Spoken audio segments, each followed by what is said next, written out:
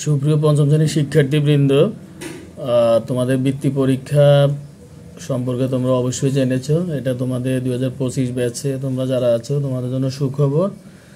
তো তোমরা ইতিমধ্যেই আমাদের চ্যানেলে তোমাদের বৃত্তি সম্পর্কিত বিভিন্ন যে নির্দেশনাগুলো সেটা দেওয়া হয়েছে, হয়তো অনেকেই দেখেছো।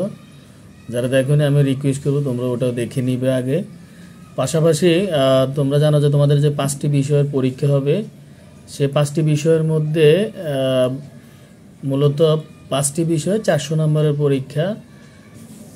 তো এখানে বিজ্ঞান এবং বাংলাদেশ ও বিশ্ব পরিচয় এই দুইটা বিষয় মিলে একটা বিষয় ধরা হয়েছে, অর্থাৎ এটা 100 নম্বরের পরীক্ষা হবে। বিজ্ঞান 50 এবং বাংলাদেশ বিশ্ব পরিচয় 50 নম্বর।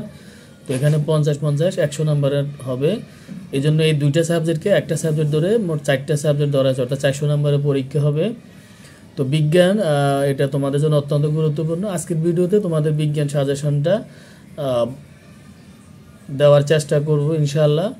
তো এখানে তোমরা ভিডিওতে দেখতে পাচ্ছ স্ক্রিনে যে এখানে তোমাদের যে অধ্যায়গুলো দেওয়া আছে, তোমাদের বিজ্ঞানে মাত্র 14টি অধ্যায় দেওয়া আছে। তো যারা আমরা জানি যে বৃত্তি পরীক্ষা কারা অংশগ্রহণ করে, যারা আসলে তুলনামূলক মেধাবী তারা অংশগ্রহণ করে। আবার আমরা দেখতে পেয়েছি যে এই নির্দেশনা সরকারিভাবে নির্দেশনা দেওয়া হয়েছে, সেখানে বলা হয়েছে কিন্তু আসলে মোট পরীক্ষার্থীর 40% অংশগ্রহণ করবে, অর্থাৎ যারা ক্লাসে আছে টোটাল স্টুডেন্ট পঞ্চম শ্রেণীতে এর 40% বৃত্তি পরীক্ষায় অংশগ্রহণ করবে। তো এখানে আসলে 40% বলতে যারা একটু মেধাবী তুলনামূলক তারাই অংশগ্রহণ করবে। তো এই মেধাবীদের মধ্যে কারা বৃত্তি পাবে, আসলে যাদের কোয়ালিটি ভালো থাকবে এবং যাদের প্রস্তুতি ধারাবাহিকভাবে যারা নিবে তাদের আসলে তারাই বৃত্তি পাওয়ার সম্ভাবনাটা বেশি থাকে। তো যারা আসলে বৃত্তি পরীক্ষায় অংশগ্রহণ করবে তাদের সাজেশন বলতে তারা পুরো বই পড়তে হবে।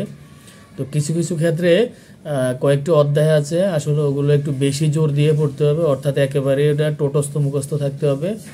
তো বিজ্ঞানের ক্ষেত্রে আমি বলবো যে তোমরা 14টা অধ্যায় রিডিং একেবারে A to Z পড়বে, এবং পাশাপাশি এখানে তোমাদেরকে আমি বলবো যেমন হয়তো তোমরা এখানে যে অধ্যায়গুলো একেবারে ভালো করে পড়বে সেটা হচ্ছে তোমরা অধ্যায় 1 আমাদের পরিবেশ এটা ভালো করে পড়বে, অধ্যায় 2 পরিবেশ দূষণ এটাও পড়বে, অধ্যায় 3 জীবনের জন্য পানি এটা পড়বে, অধ্যায় 4 বায়ু এটা পড়বে তোমরা, অধ্যায় 5 শক্তি ও পদার্থ এটাও পড়তে হবে, অধ্যায় 6 সুস্থ জীবনের জন্য খাদ্য এটা পড়বে, অধ্যায় 7 স্বাস্থ্যবিধি এটা পড়বে তোমরা, অধ্যায় 8 মহাবিশ্ব এটা পড়বে, অধ্যায় 9 আমাদের জীবনে প্রযুক্তি এবং অধ্যায় 10 আমাদের জীবনে তথ্য, অধ্যায় 11তে আছে আবহাওয়া জলবায়ু, অধ্যায় 12 হলো জলবায়ু পরিবর্তন, এবং অধ্যায় 13 হচ্ছে প্রাকৃতিক সম্পদ, অধ্যায় 14 জনসংখ্যা প্রাকৃতিক পরিবেশ শব্দকোষ। তো এখানে আসলে যে 14টি অধ্যায় এটি সবগুলোই তোমাদের পড়তে হবে।